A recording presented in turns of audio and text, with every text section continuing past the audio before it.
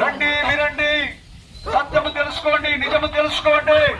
భూమిని, ఆకాశాన్ని, సూర్యుడిని, చంద్రుణ్ణి, సర్వ మానవాళిని కలగజేసినటువంటి దేవాది దేవుడు, రాజులకు రాజైనటువంటి దేవుడు, ప్రభులకు ప్రభునటువంటి దేవుడు అయ్యా ఈ లోకానికి వచ్చాడు.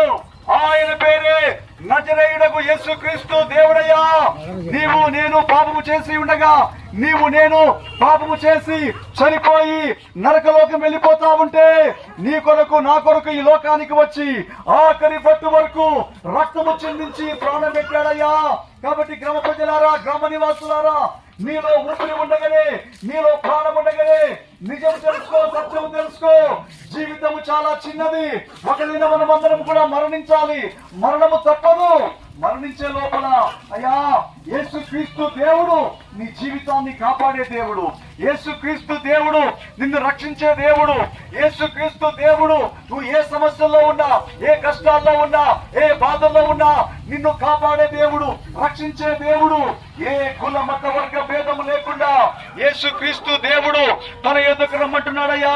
ప్రయాసపడి భారం మోస్తున్నటువంటి సమస్త జనులారా, నేనే యేసుక్రీస్తు దేవుని ఎదుకు రండి అయ్యా. యేసుక్రీస్తు దేవుడు హృదయంలో కోబైనటువంటి దేవుడు. యేసుక్రీస్తు దేవుణ్ణి నీ జీవితంలో చేర్చుకుంటే ఆయన అద్భుత కార్యాలు, ఆశ్చర్య కార్యాలు జరిగించే దేవుడు అయ్యా. నీ కొరకు, నా కొరకు ప్రాణమునిచ్చి రక్తము చిందించి ఆయన సజీవుడుగా తిరిగి లేచినటువంటి దేవుడు.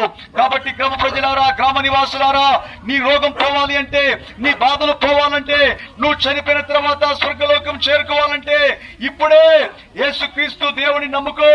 మనిషి జీవితము ఇంతసేపు కనబడి అంతలో మాయమైపోయింది. నీటి మీద పుడగలాంటిదయ్యా. యేసుక్రీస్తు దేవుడు సత్యమైనటువంటి దేవుడు, నిజమైనటువంటి దేవుడు.